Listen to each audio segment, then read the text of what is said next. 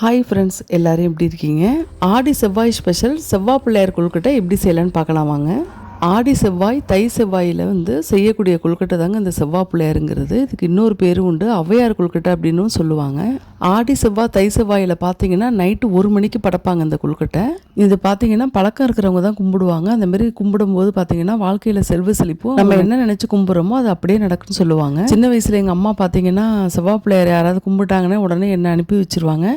Night ஒரு 10 மணிக்கு நான் போனேன்னா காலைல விடிய காலைல தாங்க விடிஞ்சுதாங்க வாசலில் தண்ணி தெளித்து கோலம்லாம் போட்டதுக்கப்புறம் தாங்க எங்களை அனுப்புவாங்க. இப்பயுமே நான் கேட்டுட்டு தான் இருக்கேன், செவ்வாய் பிள்ளையார் யாராவது கும்பிட்டா சொல்லுங்கள் போடுவோம்னா. இப்போலாம் கும்பிட்றவங்க கூட சொல்லிக்க மாட்டேங்கிறாங்க, அந்தளவுக்கு எல்லோரும் கூட்டம்லாம் சேர்க்க மாட்டேங்கிறாங்க.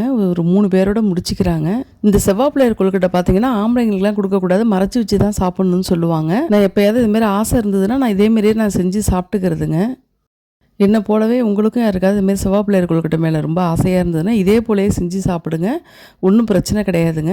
வாங்க எப்படி செய்யலான்னு பார்க்கலாம். மாவு பச்சரிசி 1.5 டம்ளர் நான் எடுத்து வாஷ் பண்ணி கழுவி வச்சுருக்கிறேங்க, வடிகட்டி வச்சுருக்கேன். இந்த கொழுக்கட்டை வைக்கோலில் செஞ்சால் நல்லாயிருக்குன்னு சொல்லிட்டு நான் போய் மாடு வச்சுருக்கிறவங்கள்ட்ட வாங்கிட்டு வச்சுருக்கேன். நல்லா வாஷ் பண்ணிவிட்டு வடிகட்டி வச்சுருக்கேன். பச்சரிசியை நல்லா 1.5 மணி நேரம் கழுவிட்டு ஊற வச்சு வடிகட்டிட்டு அதுக்கப்புறம் மிக்சியில் நல்லா நைஸாக போட்டு அரைச்சிருக்காங்க. ஒரு டைமில் ஒரு 4 டைம் போல் நல்லா கொஞ்சம் கொஞ்சமாக நைஸாக போட்டு அரைச்சி வச்சு மாவு ரெடி ஆகிடுச்சு. நல்லா நைஸாகவே அரைச்சிட்டேங்க. நான் சலிச்சு வைப்பாங்க, அந்த மாதிரிலாம் நான் சலிக்கலை. நான் சலிக்காமே நல்லா நைஸாக அரைச்சிட்டேன். இது பார்த்தீங்கன்னா அந்த சலிக்கும் போது அடியில் கொஞ்சம் அரிசியாக இருக்கும், அது கப்பின்னு சொல்லுவாங்க. அதில் தேங்காய் பூ போட்டால் சாப்பிட்டா நல்லா இருக்கும். அதெல்லாம் சாமி கும்பிட்டா தான் செய்யணும்னு சொல்லிட்டு நான் அதெல்லாம் எதுவுமே செய்யாமல் ஃபுல்லாகவே நைஸாகவே அரைச்சி வச்சுட்டேங்க. தேங்காவே நல்லா உடச்சி திருவியாச்சு, தேங்காய் தண்ணியும் அப்படியே வச்சுருக்கேன். அதை போட்டு தான் நம்ம மாவு பிசைய போகிறோம். இட்லி பானையில் தண்ணி வச்சு நல்லா கொதிக்க வச்சுட்டு பெரிய துணியாக போட்டு இதுமாரி வைக்கலை போட்டு நல்லா மூடிடுவோங்க. வைக்கல் ஒரு வேக்காடை நல்லா வேகட்டும், மூடி வச்சிடலாம். நம்ம அரைச்சிட்டு வந்திருக்கிற மாவில் பார்த்தீங்கன்னா இந்த தேங்காய் திருவிழா எல்லாத்தையுமே போட்டு நல்லா தேங்காய் தண்ணி தெளித்து நல்லா பிசையணுங்க. வேறு எந்த தண்ணியும் தேவையில்லை, தேங்காய் தண்ணியே போதும். மாவு நல்லா பூவாக சூப்பராக இருக்குங்க. இந்த பச்சரிசி பார்த்தீங்கன்னா குண்டு பச்சரிசிங்க, மாவு பச்சரிசின்னு சொல்லுவாங்க. முறுக்குக்கெல்லாம் இதுதான் நான் போடுவேன். நல்லா மாவு காணும், நல்லாயிருக்கும். ரேஷன் அரிசியில் செய்ய வேணாம், அந்தளவுக்கு டேஸ்ட் இருக்காதுங்க. இப்போ மாவில் தேங்காய் பூ போட்டு கொஞ்சமாக தேங்காய் தண்ணியை தெளித்து நம்ம பிசைஞ்சு வச்சுக்கலாங்க. செவ்வாய் பிள்ளையார் கொழுக்கட்டைக்கு பார்த்தீங்கன்னா உப்பே சேர்க்காம தான் செய்வாங்க, அவ்வளோ டேஸ்ட்டாக இருக்கும். நான் இதில் 1 டீஸ்பூன் அளவுக்கு உப்பு சேர்த்துருக்கேங்க. உப்பு சேர்க்காம நம்ம சாதாரண நல்லா செய்யக்கூடாது. ஃபஸ்ட்டு பார்த்தீங்கன்னா இந்த மாவில் பாதி அடை மாதிரி தட்டிடுவேன். இந்த வைக்கோல் நல்லா சூடாகிடுச்சு. இட்லி பானையை ஓப்பன் பண்ணி இந்த வைக்கோல் மேலே பார்த்தீங்கன்னா அந்த அடையை ஃபஸ்ட்டு வச்சு நல்லா மூடியெல்லாம் ஒரு வேக்காடு வரட்டும். அந்த நேரத்தில் பார்த்தீங்கன்னா இது சின்ன சின்ன உருண்டையாவோ ரவுண்டாவோ சின்ன ஒரு கொடக்கல் மாதிரி விறகெல்லாம் அடுக்கின மாதிரிலாம் செய்வாங்க. அந்த மாதிரிலாம் எதுவும் செய்ய வேணாங்க. நான் அந்த வீடியோவில் காமிச்சிருக்கிற மாதிரி செஞ்சாலே போதும்.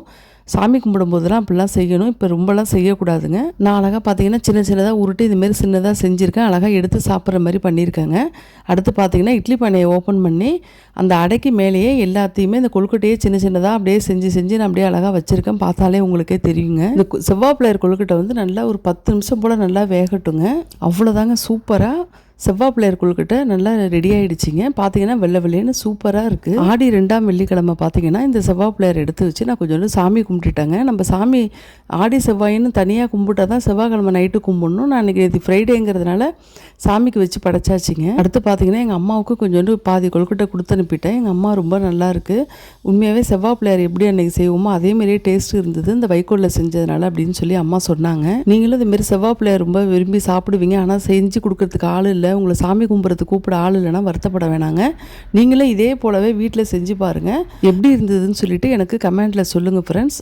தை மாதம் ஆடி மாதம் செவ்வாய்க்கிழமை நைட்டு தான் செய்யணும், இது செய்யக்கூடாதுன்னு சொல்லி யாராவது பயமுறுத்துவாங்க. அதெல்லாம் பயப்படாதீங்க, அதெல்லாம் ஒன்றும் கிடையாது. இது செவ்வாய் பிள்ளையார் கும்பிட்ற மாதிரி இல்லைங்க, ரொம்ப எளிய முறையில் செய்கிறது தான். வருஷம் ஆக ஆக பார்த்தீங்கன்னா அந்த பழக்க வழக்கம் எல்லாமே குறைஞ்சிட்டு வருதுங்க. யாருமே ரொம்ப இப்போலாம் கும்பிட்றதே கிடையாதுங்க. என்ன தான் அந்த கொழுக்கட்டை நல்லா டேஸ்ட்டாக இருந்தாலும் அந்த சாமி கும்பிட்டுட்டு அதை சாப்பிடும்போது இருக்கிற ஒரு டேஸ்ட்டு கொஞ்சம் குறைவாக தாங்க இருக்குது. நம்மளோட சின்ன சின்ன ஆசைகளை உடனே நம்ம செஞ்சு சாப்பிட்டு நிறைவேற்றிக்கிறோம், அவ்வளோதான். உங்களுக்கு இந்த வீடியோ பிடிச்சா லைக் பண்ணுங்கள் ஃப்ரெண்ட்ஸ். நீங்கள் என்னோட சேனலுக்கு புதுசாக இருந்தீங்கன்னா உடனே சப்ஸ்கிரைப் பண்ணிக்கோங்க. பக்கத்தில் இருக்கிற பெல் ஐக்கானை கிளிக் பண்ணிக்கோங்க. அப்போ தான் நான் போடுற வீடியோ உங்களுக்கு உடனே வரும். ஃப்ரெண்ட்ஸ் அண்ட் ஃபேமிலிக்கு இந்த வீடியோவை ஷேர் பண்ணி விடுங்க ஃப்ரெண்ட்ஸ். தேங்க்ஸ் ஃபார் வாட்சிங்.